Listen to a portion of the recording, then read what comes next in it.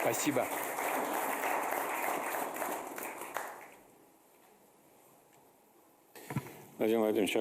Vladimir Vladimirovich, thank you so much for such an extensive... Am I boring you? Sorry. No, you just started, but you immediately set us such a level of conversation that we will certainly now cling to a lot of topics that have been voiced. Moreover, indeed, a polycentric, multipolar world is still only the subject of a beginning description. Indeed, it is so complicated, as you said in your speech, that we can still, as in the old parable, there everyone touches some part of the elephant's body and thinks that it is the whole elephant, but in fact it is only a part. You know, these are not empty words. I spoke from practice. Sometimes we face very specific issues that need to be addressed in one part of the world or another. Well, in the old days, when there was the Soviet Union, one bloc, the second bloc, whatever was agreed within the bloc, and it went. Now, I'm telling you frankly, I've had it several times in practice. So I think, should I do this or not? Then I think, no, you can't do that, because it will hurt someone like that. It's better like this. And then, no, but if I do that, it will hurt so-and-so. This is real. And to be honest, there were several cases. We won't do anything at all. Truth.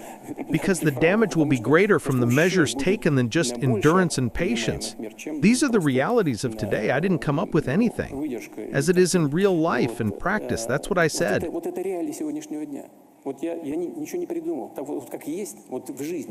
Were you interested in chess at school? Vladimir Putin. Well, I loved chess. Fyodor Lukyanov. Well, then I'll continue what you just said about the practice. Indeed, not only the theoretical understanding is changing, but also practical actions on the world stage cannot be the same as before.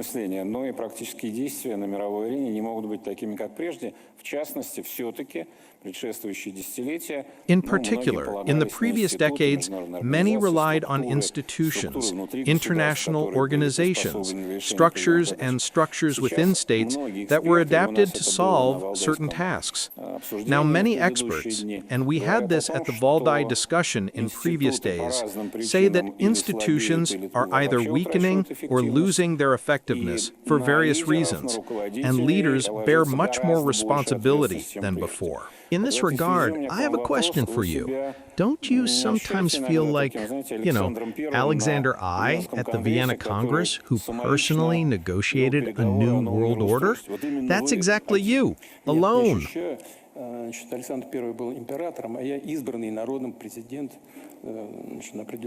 No, I don't feel it. Alexander I was the emperor, and I am the president elected by the people for a certain term. This is a big difference. That's the first thing. Secondly, Alexander I united Europe by force, defeating the enemy who invaded our territory. We remember what he did, the Congress of Vienna, and so on and so forth. From the point of view of where the world was moving, let historians give estimates. This is a controversial thing. Whether it was necessary to restore monarchies everywhere and everything, and how to try to turn the wheel of history back a little bit. Колесо истории чуть-чуть назад, не лучше было бы посмотреть тенденции и что-то придумать, чтобы двигаться вперед. Wouldn't it be better to look at the trends and come up with something to move forward and lead this process? This is so, it has nothing to do with your question, as they say. As for modern institutions, after all, what's the problem? They degraded just during the period when individual countries, or the collective West, were trying to take advantage of the situation after the Cold War by declaring themselves winners. Here they started to impose everything on everyone, the first thing. Secondly, everyone else gradually, at first dully, then more and more actively, began to resist this.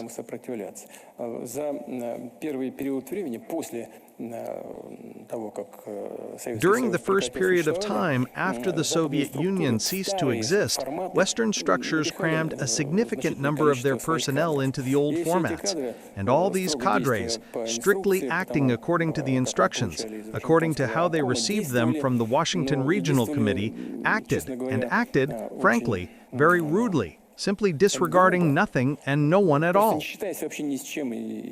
And this led to the fact that Russia, among others, stopped contacting these institutions altogether, believing that nothing could be done there. What was the OSCE created for? To resolve difficult situations in Europe. And it all came down to what? All the OSCE's activities have been reduced to the fact that it has become some kind of platform for discussing, say, the same human rights in the post-Soviet space. Well, listen to me. Yes, there are enough problems. Well, aren't there a lot of them in Western Europe? Look, now, in my opinion, just recently, even the U.S. State Department drew attention to the fact that there are problems with human rights in the UK. Nonsense. It would seem. Well, God bless them, those who have now noted it. But it's not now that it has arisen. These problems have always been there. And these international organizations have simply begun to deal professionally with Russia and the post-Soviet space. But that's not what they were created for. And so on in so many areas.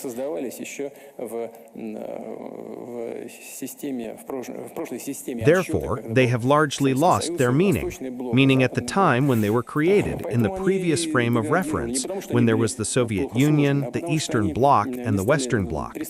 Therefore, they have degraded, not because they were poorly built, but because they stopped doing what they were created for.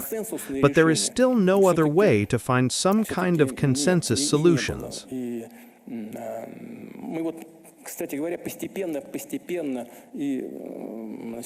By the way, we have gradually matured to the point where we need to create some institutions where issues are resolved not in the way our Western colleagues tried to solve them, but really on the basis of consensus, really on the basis of agreeing positions. This is how the SCO, the Shanghai Cooperation Organization, came into being. After all, it originally arose from what? Out of the need to regulate border relations between the former republics of the Soviet Union and the People's Republic of China. And she worked very well, and we began to expand the scope of its activities. And so it went. Do you understand? That's how BRICS came into being.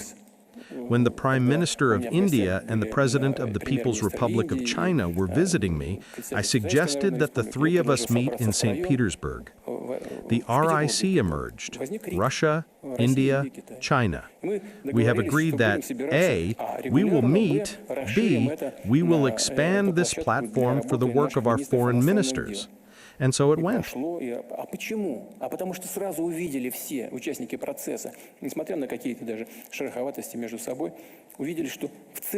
why?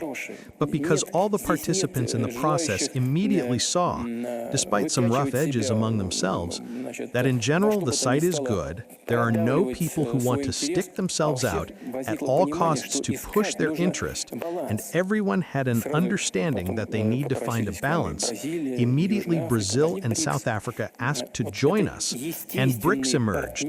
They are natural partners united by a common idea of how to build relationships to find mutually acceptable solutions. They began to gather in the organization. The same thing started happening all over the world when I spoke about regional organizations, and see how the authority of these organizations is growing. This is the key to ensuring that a new, complex, multipolar world still has a chance to be sustainable. In your speech, you used a beautiful and well-known metaphor about scrap, that there is no way against scrap if another one does not appear. This also has to do with institutions, because, again, when institutions don't work, then scrap remains. In other words, military force, which of course has now come to the fore in international relations. There is a lot of discussion, and we had a whole separate section on this topic at the Valdai Forum. What is a new war? A modern war? It has clearly changed. How would you assess, as Commander-in-Chief, just as a major politician, what happened differently with the war? конечно, очень важный, безусловно. This is a very special issue, but nevertheless, of course, it is very important, of course. Firstly, non-military ways of solving military issues, they have always existed, but now, with the development of technology, they are gaining new importance and giving new effects. What do I mean? Information attacks, influence on the political consciousness of a potential opponent's country, attempts to decompose this consciousness. And do you know what I'm thinking now? Russians have recently told me that a Russian tradition is being revived in our country. Girls and young girls come to their events when they are relaxing somewhere, to bars and so on, in kakashniks, in Russian outfits. You know, this is not a joke. It makes me very happy. Why?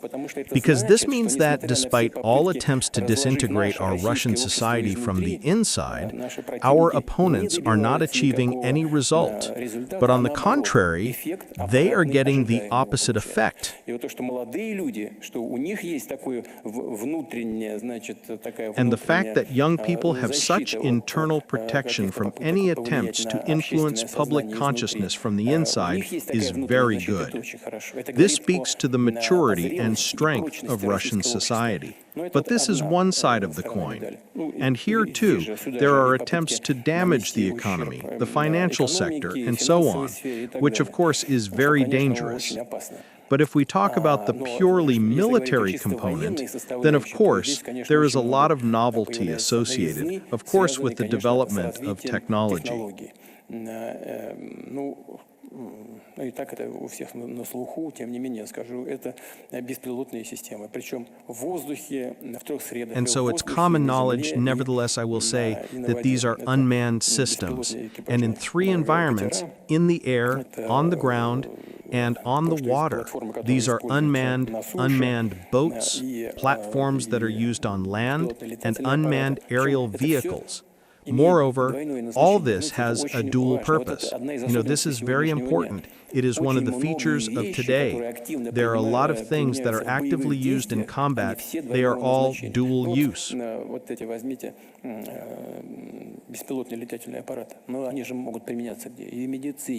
the drones. Where can they be applied? Both in medicine and in the delivery of food and in the transportation of some useful goods, everywhere. And in combat. This necessitates the development of other systems, intelligence systems, electronic warfare. This is changing the tactics of the armed struggle, and many things are changing on the battlefield. Now there are no more Guderian wedges or breakthroughs Ribalco, as it was during the Second World War. Now tanks are used in a completely different way, not in order to dissect and break through the enemy's defenses, but in order to support the infantry, and from closed positions. This is also necessary, but it's still a little different. But the most important thing is, you know what? The speed of the changes. A lot of things change in a month or a week. I've already said it many times. We use something and then the use of high-precision, say, long-range weapons, which is also a very important component today, becomes less effective. And why? But because the enemy uses the latest electronic warfare systems. I realized what was going on and adjusted. So we need to find an antidote within a few days, a week. This happens on a regular basis, which is very important, practically both on the battlefield and in scientific centers. These are modern changes. These are serious innovations in the conduct of modern armed struggle. Everything is changing, except for one thing. It's the bravery, courage, and heroism of the Russian soldier, of whom we are all very proud. Я имею в виду, когда говорю русские, имею в виду не людей чисто там этнические русские, которых написано русский в паспорте. Russians, when I say Russians, I don't mean people who are purely ethnically Russian in their passports, and our guys picked up on that. And people of different faiths and different nationalities picked up on it. Everyone is proud to say, I am a Russian soldier. That's the way it is. Why? Let me remind you of Peter the Great in this regard. What did Peter the Great say? Who is a Russian? If anyone knows, it's good. If anyone doesn't know, I'll tell you, I'll remind you. Peter the Great said, a Russian is someone who loves and serves Russia. Thank you. I got a hint about the kakshniks. Next time there will be appropriate clothes? You don't need a kakushnik. No? Okay. Whatever you say. Vladimir Vladimirovich, seriously, you mentioned the speed and pace of change. Indeed, it's amazing, incredibly fast things are changing both in the military and in the civilian sphere. But apparently, in the coming years and decades, otherwise we will not see anything else. And so it will be. More than 3 years ago, when the special military operation began, there was criticism of the Russian army and our state that we were lagging behind in some areas. And accordingly, some of the failures that were related to this. In the intervening time, first of all, have we, in your opinion, caught up with what we should have? Secondly, since we are talking about Russian soldiers, how do you assess the current situation at the front?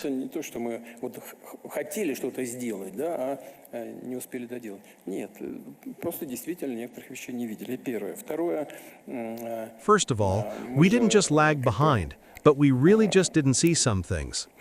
It's not that we wanted to do something, but we didn't have time to finish it. No, we just really didn't see some things.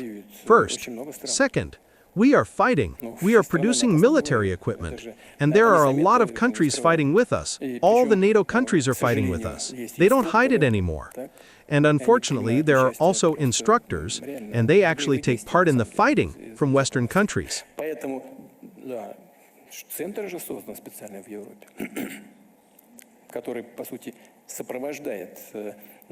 A special center has been created in Europe, which, in fact, accompanies everything that the armed forces of Ukraine does. It feeds information, transmits intelligence from space, supplies weapons, and teaches.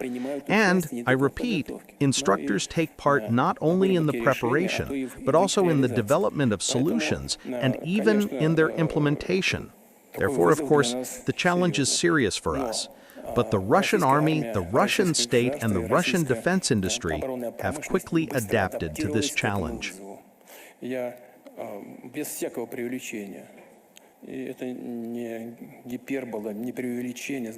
I am not exaggerating, and this is not hyperbole, not an exaggeration, this is not bragging. I think that today, the Russian army is the most combat-ready army in terms of personnel training, technical capabilities, the ability to apply and modernize them, supply new types of weapons to the front line, and even the tactics of fighting.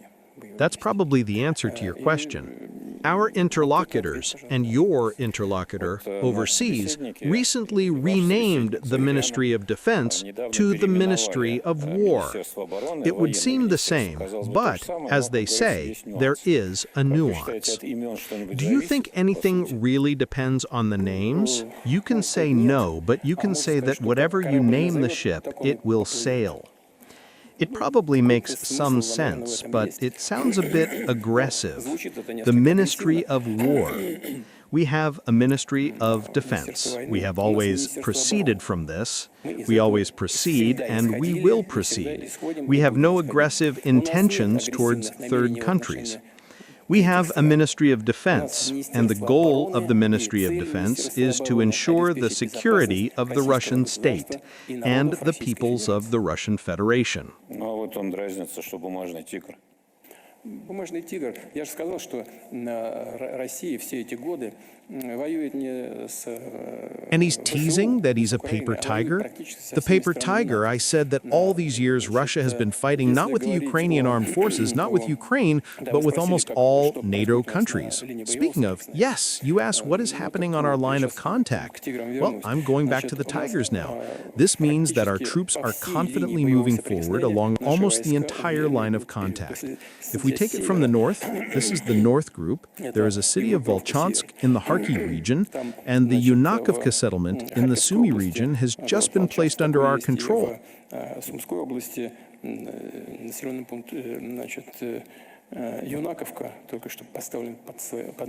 Volchansk was half taken away.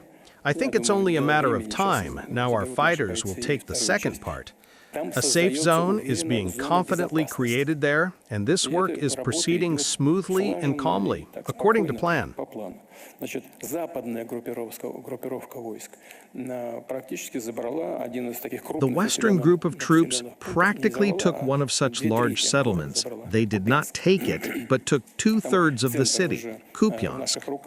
The center is already in our hands there. Fighting is taking place in the southern part of the city.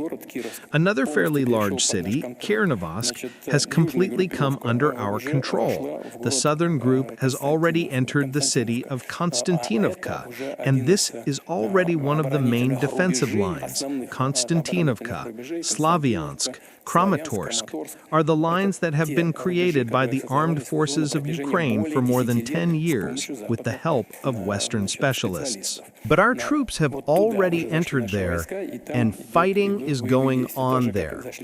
Just as we entered Seversk, it is also a fairly large settlement, and fighting is underway there. The center group is actively, effectively working, conducting operations. They entered the city of Krasnoarmeysk, in my opinion, from the southern part. There are battles in the city of Krasnoarmeysk. I will not go into details, including because I do not want to inform our opponent, no matter how strange it may sound. What do I mean by that? Because they're in a mess, they don't really understand what's going on there. That's why we don't need to tell them what's going on there or give them additional information. But our guys are working confidently there. As for the Vostok group, it is moving quite confidently and at a fast pace through the northern part of the Zaporizhia region and partly Dnipropetrovsk. The Dnieper group also feels very reliable and acts confidently. Approximately примерно, почти 100% в Луганской области в наших руках, нам осталось 0,13%. Almost 100% of the Luhansk region is in our hands. I think we have 0.13% left, which the enemy controls. The enemy still controls about 19% of the Donetsk region. About 24-25% are, respectively, the Zaporizhia and Kherson regions. And everywhere, Russian troops are confidently, I want to emphasize this, holding the strategic initiative. But if we are at war with the entire NATO bloc, and we are moving, advancing, feeling confident, and this is a paper tiger, then what about NATO itself? What is it then?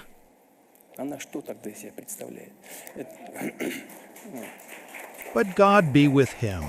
The most important thing for us is to be confident in ourselves, and we are confident in ourselves. Спасибо. Есть такие детские вырезать и собирать Thank you.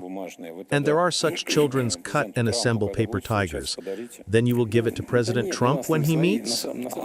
No, we have our own relationship. We know what to give each other. We take this very calmly, you know.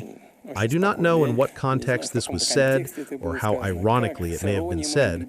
There's something in that too, you know. So he told his interlocutor, this is a paper tiger. And then what can follow? Well, then go and deal with this paper tiger. But everything happens differently there.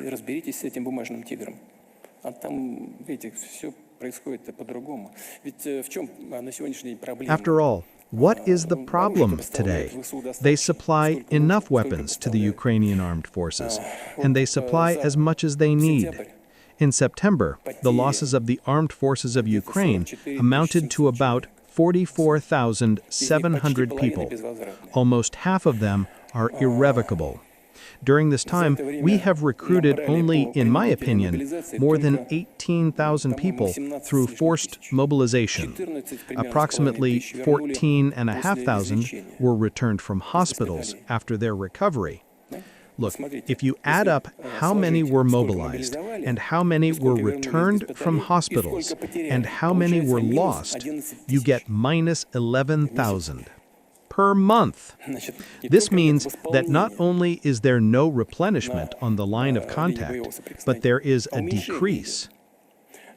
При этом, если посмотреть с января по август текущего года, At the same time, if you look from January to August of this year, there are about 150,000 deserters. During the same time, they gained 160,000, but 150,000 deserters is a lot. And given the current increasing losses, although they were slightly higher in the previous month, this means that there is only one way to lower the level, lower the age of conscription. But it won't work. According to both our experts and, by the way, Western experts, this is unlikely to bring a positive result because there is no time to prepare. Our troops are advancing every day. You understand what's going on? They do not have time to gain a foothold, and they do not have time to prepare personnel, and even losses are greater than the opportunity to replenish personnel on the battlefield. That's the thing. Therefore, it would be better for the Kiev leadership to think about how to negotiate. We have talked about this many times and suggested doing it. Do we have enough personnel for everything? We have enough. First of all, unfortunately, we also have losses, but they are many times less than on the part of the Ukrainian armed forces, many times. And then you realize what the difference is. Our guys come by themselves, enlist in the army. They are, in fact, volunteers. We are not conducting any mass, especially forced mobilization, which is being done by the Kiev regime. I did not invent this. Believe me, this is objective data, and Westerners confirm this. From January to August, 150,000 deserters to the armed forces of Ukraine. And why? People have been grabbed from the street and they are running and they are doing the right thing. I urge them to run. We call on prisoners to surrender, but it is difficult for them to surrender because either the detachments destroy them when they see that someone is trying to surrender, or they are destroyed by drones. And drones are often controlled by mercenaries from all sorts of different countries. They don't care about Ukrainians at all. They destroy them, and that's it. But the army is actually a simple army, a workers' and peasants' army there in Ukraine. The elite aren't fighting, they're just sending their citizens to be slaughtered. And that's it. That's why there's so many deserters. We also have it. It always happens during armed conflicts. There are people who voluntarily leave a part. But there are only a few of them compared to what's happening there, units. And there's a massive order. That's where the problem comes from. Well, lowering the draft age to 21 or 18 years old will not solve the problem. It must be understood. I hope that this understanding will come to the leaders of the Kiev regime, and they will still find the strength to sit down at the negotiating table.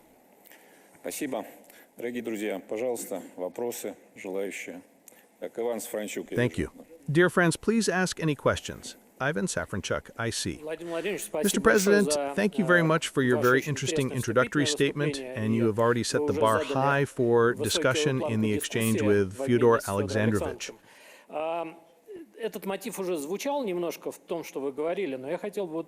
This motif has already sounded a little bit in what you said, but I would like to clarify. Have you been surprised by the drastic changes that have taken place in recent years? For example, the frenzy with which many Europeans went to confront us, and some were no longer ashamed of participating in the Hitlerite coalition. After all, there are things that were difficult to imagine quite recently. Was there any real surprise, effect? How is this possible? And you said that in the modern world, you need to be prepared for everything. Everything can happen. But just recently, it seemed that there was a lot of predictability. So was there anything about this high dynamic of change that really surprised you?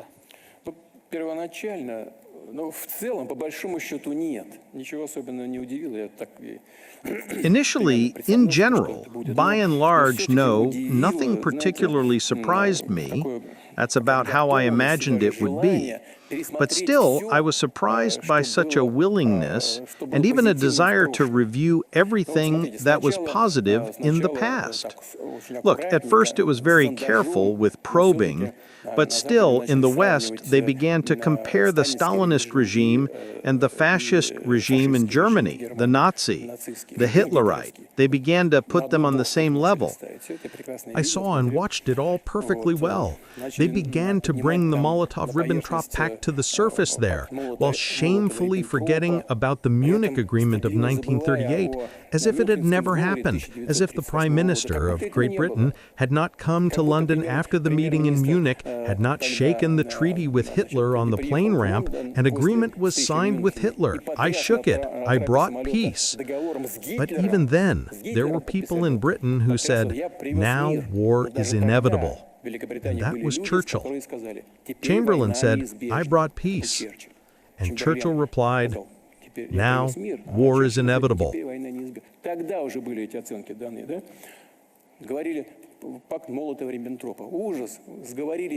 Then these estimates were already given. They said the Molotov-Ribbentrop Pact is a whore. They conspired with Hitler. The Soviet Union conspired with Hitler. Well, you conspired with Hitler the day before and divided Czechoslovakia, as if it never happened. Propagandistically, yes, you can drive all these incompatibilities into people's heads, but in fact, we know how it really was. This is the first part of the Marley's on ballet.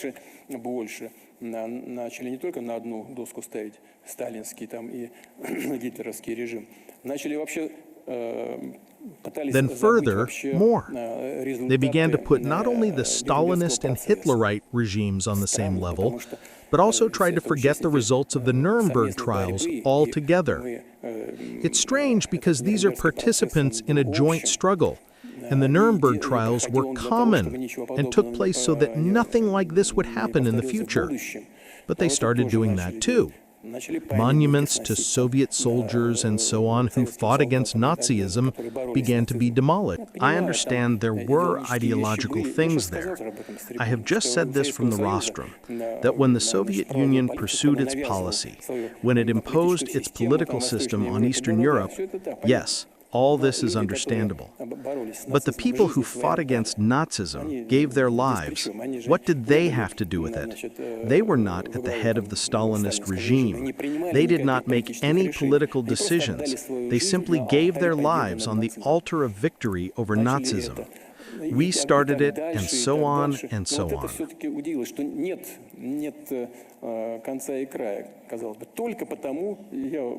But it still surprised me that there is no end in sight, it would seem. Only because, I assure you, it is connected with Russia, and it needs to be moved somewhere there. You know, I wanted to go to the podium, but I didn't take the book with me. I wanted to read something to you there, and then I just forgot. I left it here. What do I want to say? I have a volume of Pushkin on my desk at home. Sometimes I like to eat for 5 minutes and immerse myself in it. It's interesting in itself. It's nice to read, and besides, I like to immerse myself in the atmosphere to feel how people lived then, what they breathed, what they thought.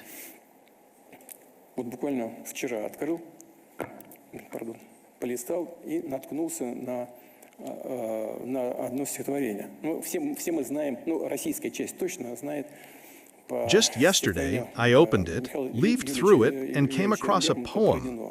We all know, the Russian part of those present in the hall knows for sure, Mikhail Yuryevich Lermontov's poem, Borodino. Tell me, uncle, it's not for nothing, and so on. But I never knew that Pushkin wrote on this subject. I read it, and it made a very serious impression on me, because it looks as if Alexander Sergeyevich wrote it yesterday, and as if he told me, listen, you're going to the Valdai Club, take it with you, read to your guys what I think about it. To be honest, I was embarrassed. I think it's okay. But since the question was asked, and I have the book with me, may I? That's interesting.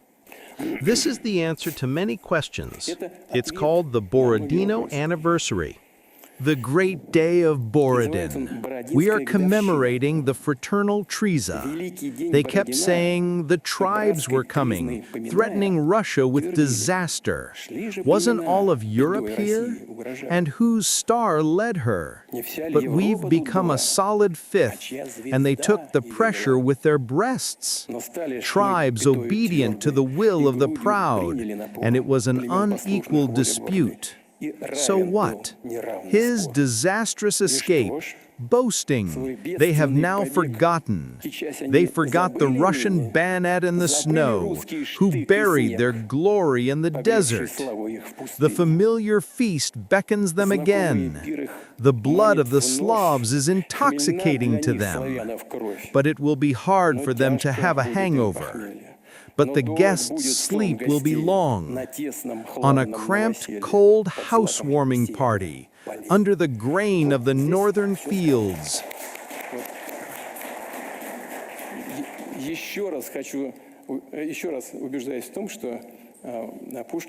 It says it all here. Once again, I am convinced that Pushkin is our everything. By the way, Alexander Sergeyevich got all worked up next. I'm not going to read this, but you can read it if you want.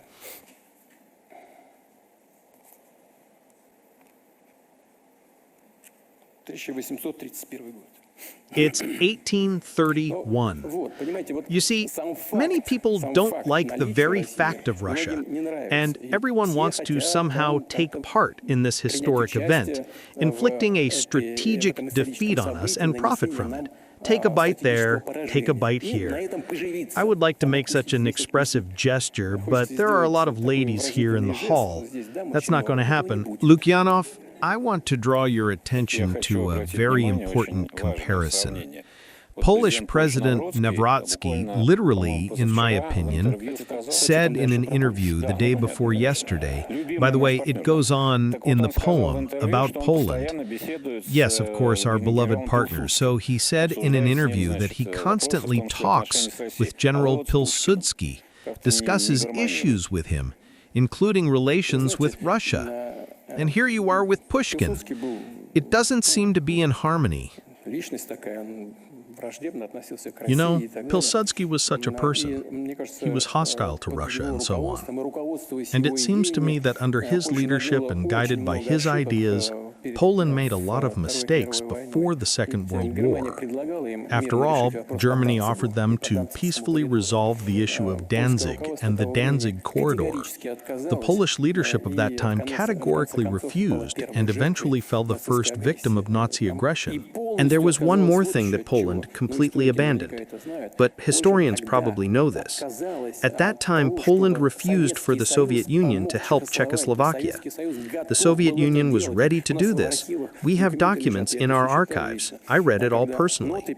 When the notes were written to Poland, Poland said that in no case would it allow Russian troops to help Czechoslovakia, and if Soviet planes flew, Poland would shoot them down.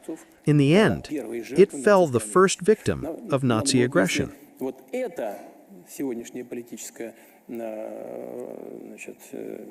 If today's top-ranking political family in Poland also remembers this, understands all the complexities and vicissitudes of historical epochs of various kinds, and takes these mistakes into account when consulting with Pilsudski, then this is actually not a bad thing. But there is a suspicion that he has a slightly different context there. Good. Further questions, please, colleagues? Professor Morandi, Iran?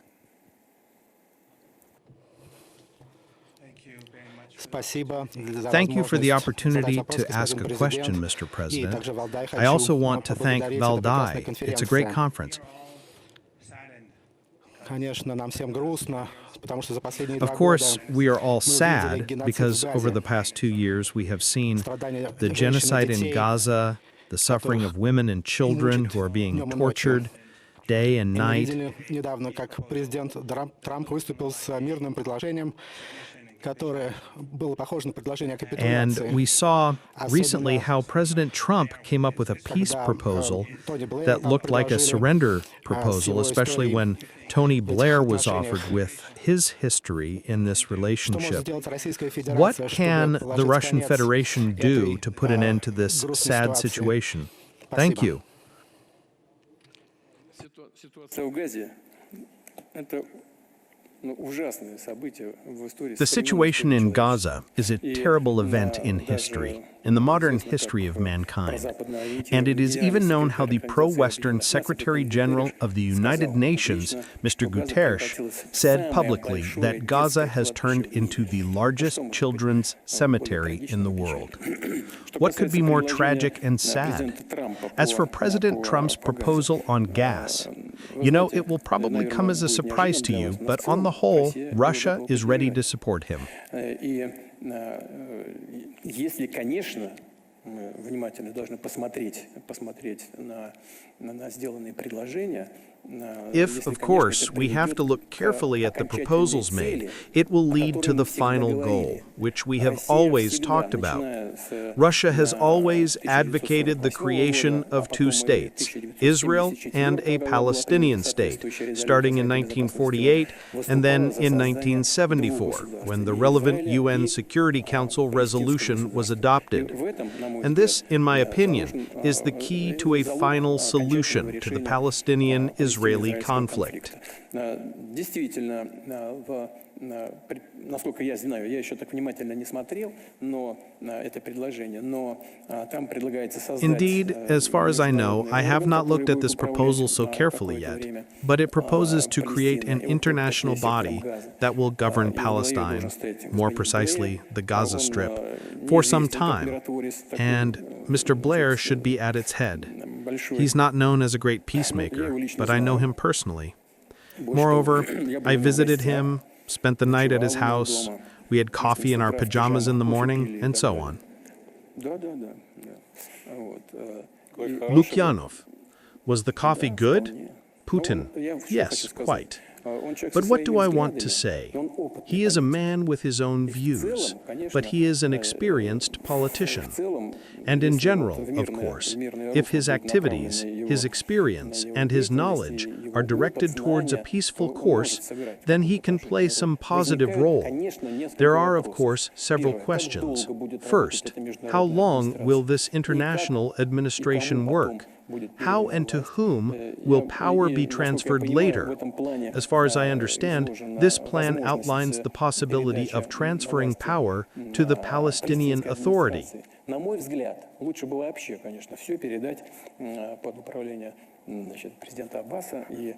In my opinion, it would be better, of course, to put everything under the control of President Abbas and the current Palestinian administration.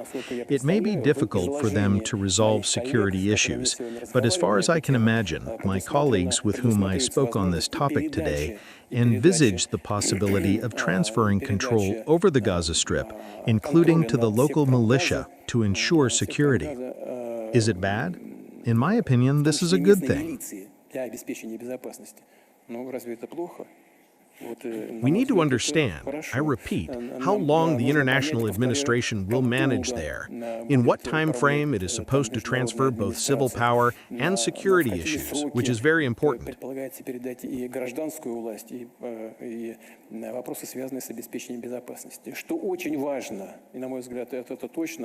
And in my opinion, this should definitely be supported.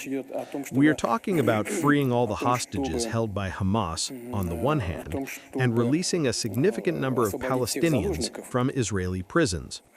Here, too, we need to understand how many Palestinians, whom, and at what time can we release.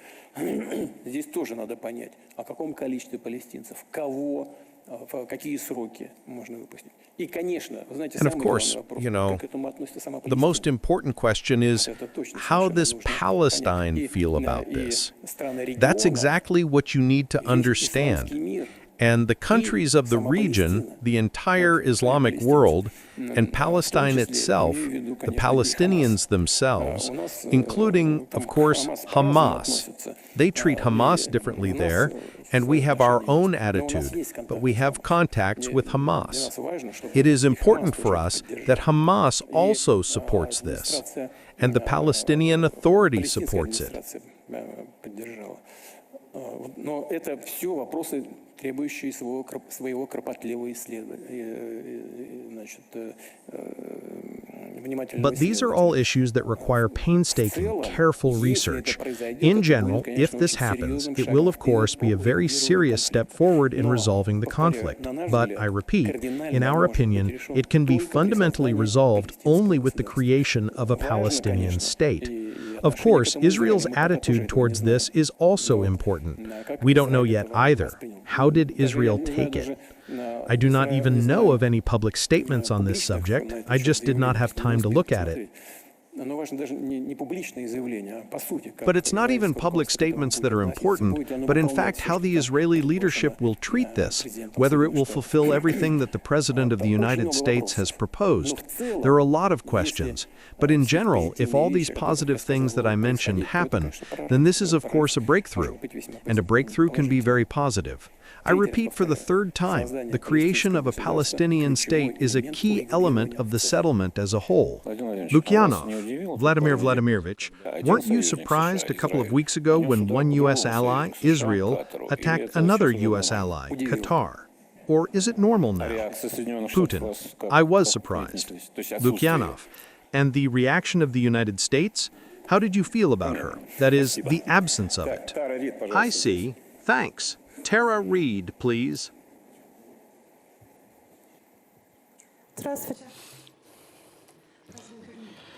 Владимир Владимирович, для меня огромная честь задавать вам вопрос. Хочу сначала поблагодарить, а потом будет вопрос. Hello, President Putin. It is a great honor for me to ask you a question. I want to thank you first, and then there will be a question. I once worked for Senator Biden and Leon Panetta in the United States of America. I decided to expose corruption in 2020, and actions began against me, and I had to run away. Margarita Simonian is my hero. She helped me, as well as Maria Butina. They helped me in Russia. As a result, thanks to you, I received political asylum. With these collective efforts, you actually saved my life. I was in danger. My life was in danger.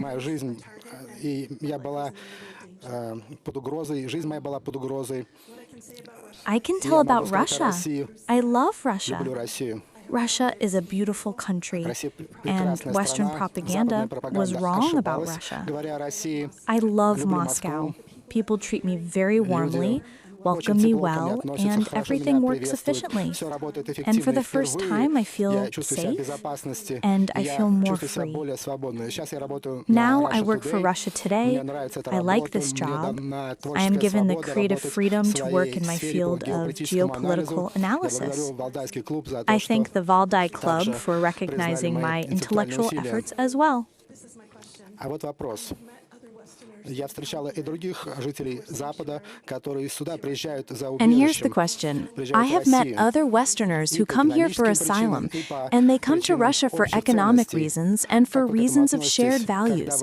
How do you feel about this when you see this influx of Westerners who come here and want to live in Russia? Will it be easier for them to obtain Russian citizenship? By your decree, you granted me Russian citizenship, which is now a great honor and a great responsibility for me. I'm Russian. Thank you very much. Спасибо большое.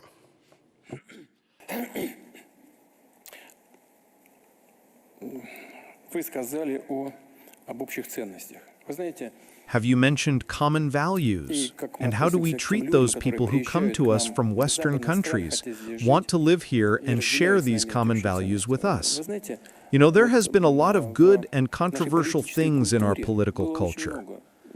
хорошего и спорного. В документе, удостоверяющего личность. In the document certifying the identity of a subject of the Russian Empire, there was no column nationality. It was not. It was in the Soviet passport, but it wasn't in the Russian one. And what was there? Religion.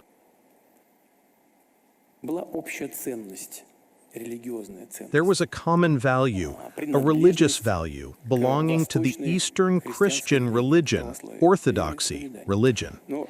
There were other values, but it was crucial. What values do you share? That's why it doesn't matter to us today. A person from the East, from the West, from the South, from the North, if he shares our values, he is our man. That's how we treat you, and that's why you feel that way about yourself. And that's how I feel. И я так отношусь. Что касается административно-правовых процедур, то мы приняли соответствующие решения, которые... As for the administrative and legal procedures, we have made appropriate decisions that make it easier for people who want to live to link their fate with Russia, at least for some years, for a long period, making it easier for them to do so. The reduction of these administrative barriers is provided there.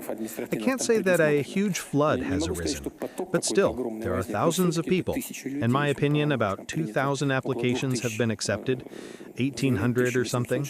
About 1,500 have been positively reviewed, and this flow is coming. И действительно, даже скорее не по политическим, а по ценностным соображениям люди приезжают.